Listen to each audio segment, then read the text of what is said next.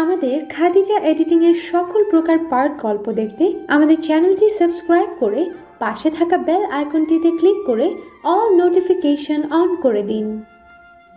নবনীর library হাতড়ে James Rollins এর আমাজানিয়া বইটা বেছে নিল রায়ান, কিন্তু এমন নেইল বাইটিং থ্রিলারও ওর মনে সেটে উঠতে পারল না, এক ফুটাও না।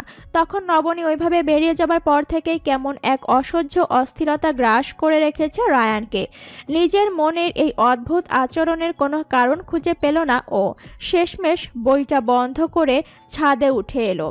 খোলা আকাশের নিচে দাঁড়িয়ে কিছুটা স্বস্তি পেল, হাঁপ ছেড়ে বাঁচল যেন। খোলা প্রান্তরে বুক পাঁজরের বাক্সবন্দি কষ্টেরা যেন নড়ে চড়ে বসার প্রয়াস পেল। ওজনহীন কষ্টরা কি করে জগদ্দল পাথর সম ভার চাপিয়ে দেয় বুঝতে পারে না রায়ান।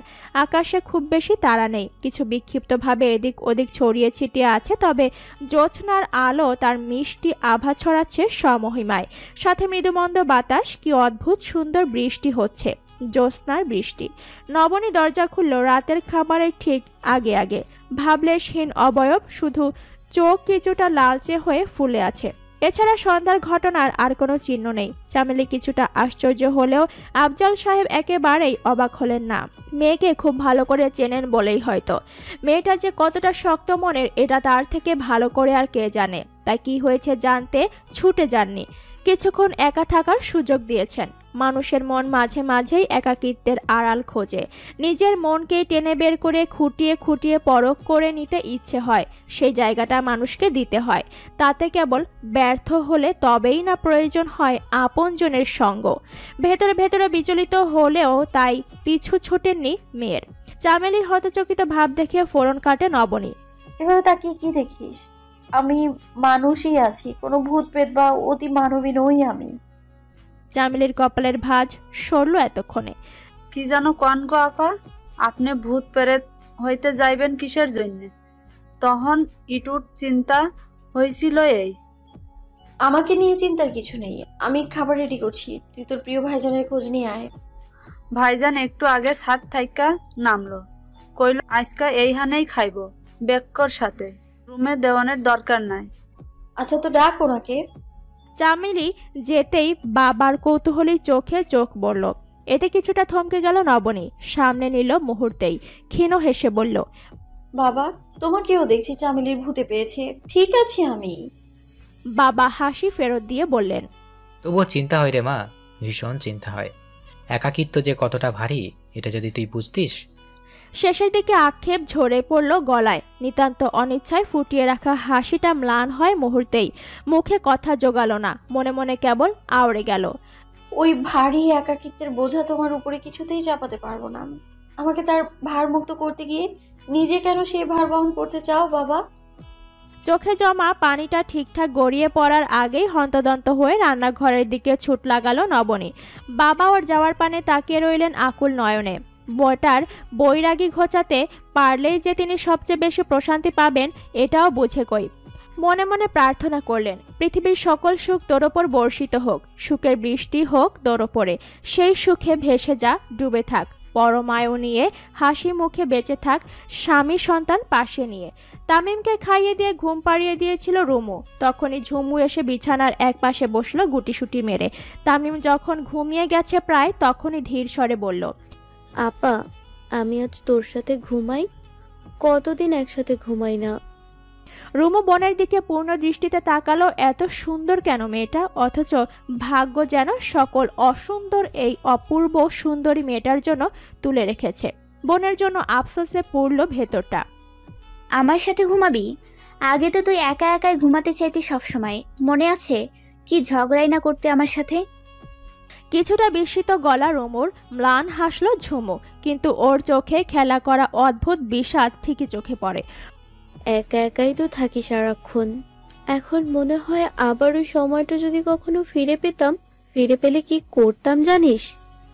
প্রশ্ন করে উত্তরের অপেক্ষা না থেকে নিজেই বলতে শুরু করলো, প্রত্যেক দিন তোর সাথে ঘুমাতাম, তুই আগে যেমন মাথায় বিলি কেটে দিতি আর আমি ঘুমিয়ে যেতাম, সবকিছু সেভাবেই হতো।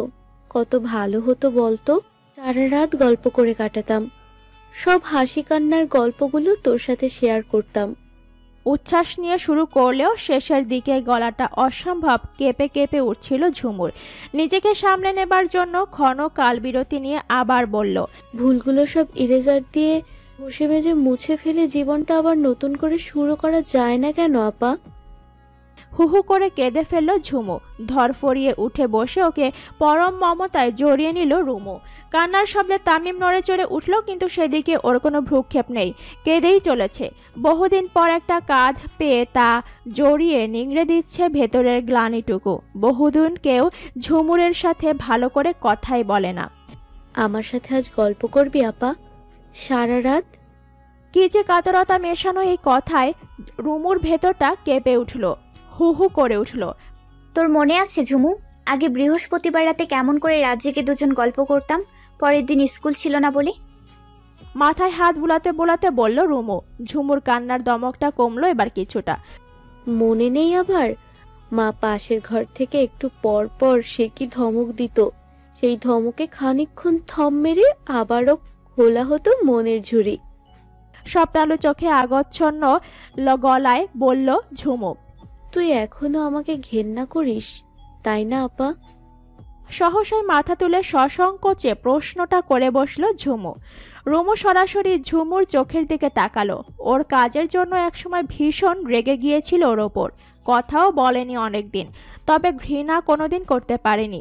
নিজের রক্তকে কি ঘৃণা করা যায় না ছুঁড়ে ফেলা যায়? ঘুরে ফিরে তো একই শিকড়ের শাখা প্রশাখা ওরা। নির্বিকার মুখে খাবার পরিবেশন করলো নবনী। রায়ানের কিছুটা যেন আক্ষেপ কাজ করছে, তখন একটু বাড়াবাড়ি করে ফেলেছে। খেতে খেতেই নিজের উদ্দেশ্যটা আফজাল সাহেবের কাছে পেশ করলো। আঙ্কেল, আমি কিছুদিনের জন্য ঢাকার বাইরে যেতে চাইছিলাম।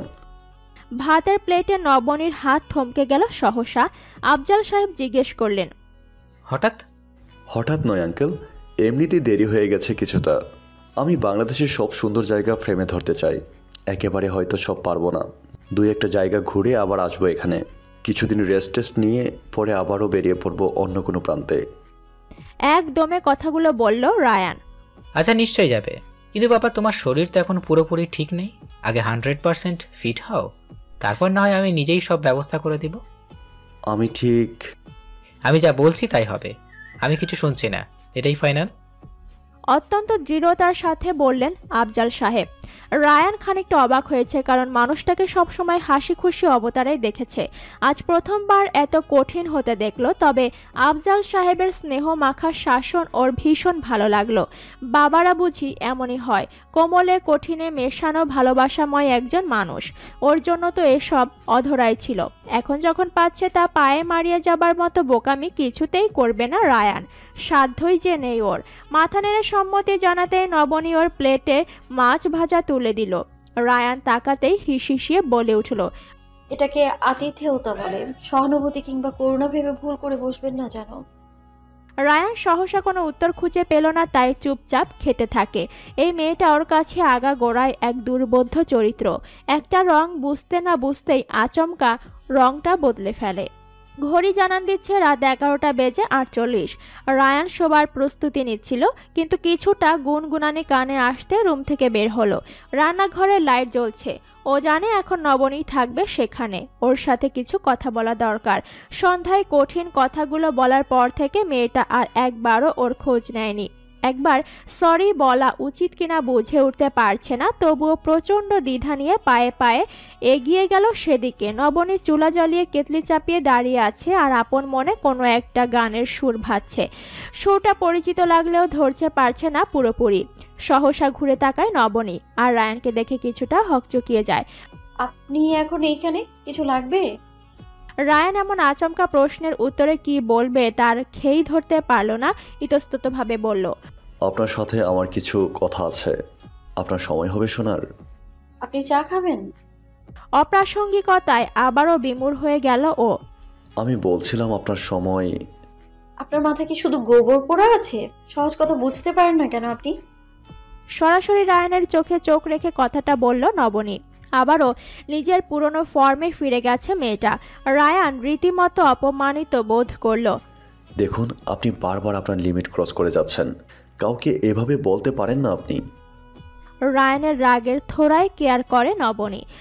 আমি চা নেব তাই আপনাকে চা অফার করলাম, কারণ দুজন কথা বললে একা একা খাওয়ার শোভনীয় দেখায় না। এই জিনিসটা সিম্পল। বাকিটা আর বলল না।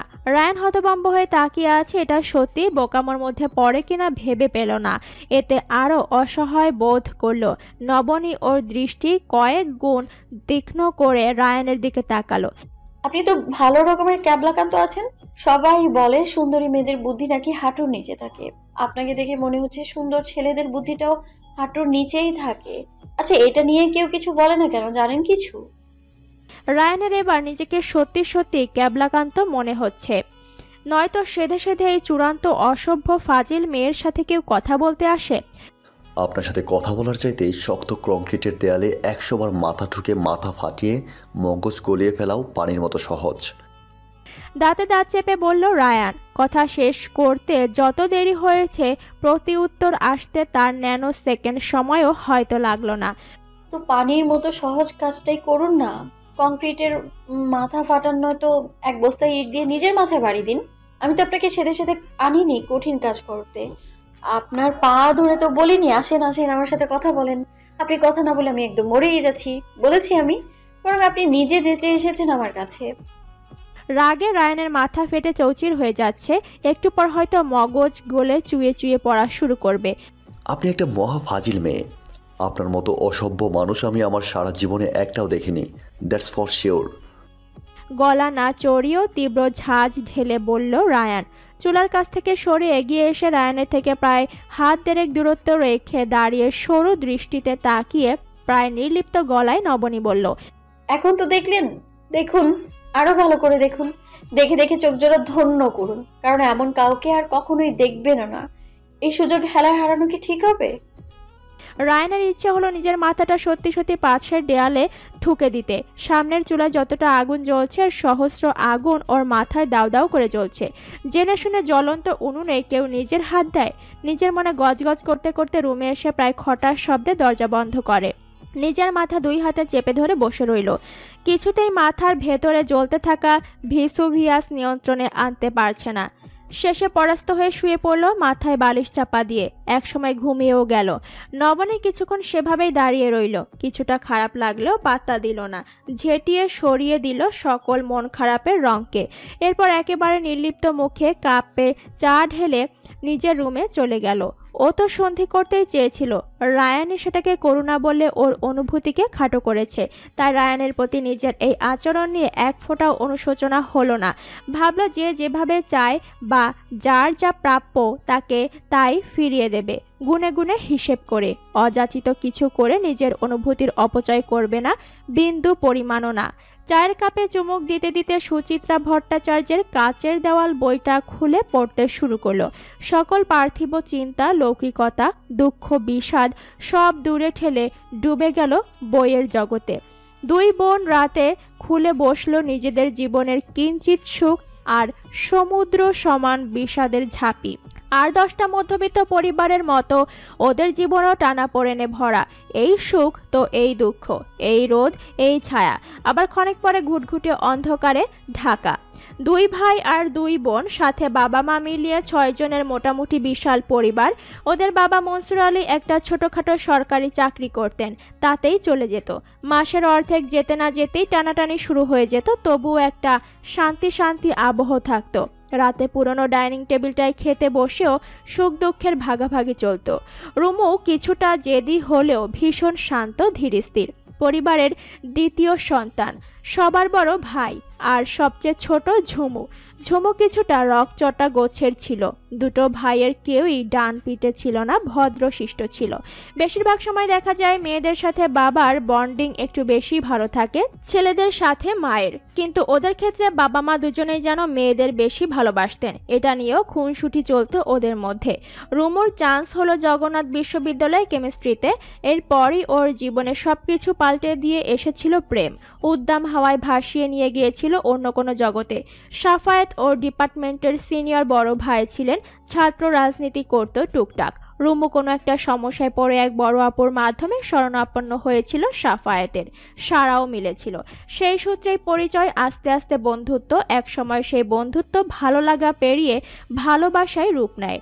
রুমু যখন সেকেন্ড ইয়ারে উঠল, ঝুমু তখন ইন্টারমিডিয়েটে পড়ে। ও দিন দিন কেমন বদলে যেতে থাকে, হয়তো সঙ্গদোষে। মাঝে মাঝে এমন কিছু আবদার করে বসতো যেটা ওদের সাধ্যের বাইরে। মনসুর আলী কিনে দিতে পারতেন না তা, এর জন্য খুব আফসোস করতেন। রাতে শুয়ে শুয়ে স্ত্রীর কাছে বলতেন,